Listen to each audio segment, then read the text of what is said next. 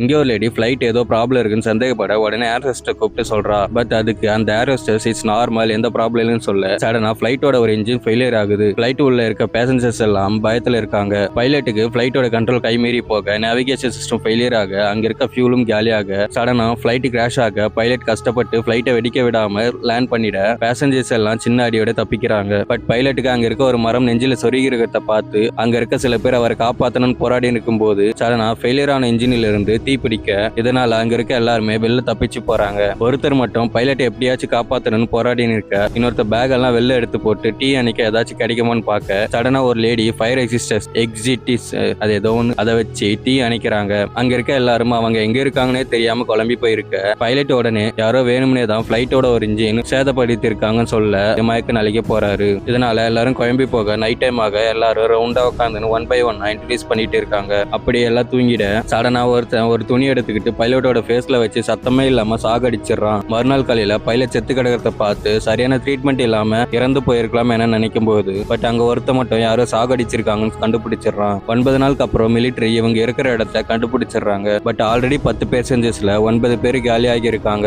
ஒருத்த மட்டும் மிஸ்ஸிங். அந்த ஒருத்த எங்க போயிருப்பான், என்ன ஆகியிருப்பான், யார் அவனு குழப்பத்துல இருக்காங்க. Tata bye by.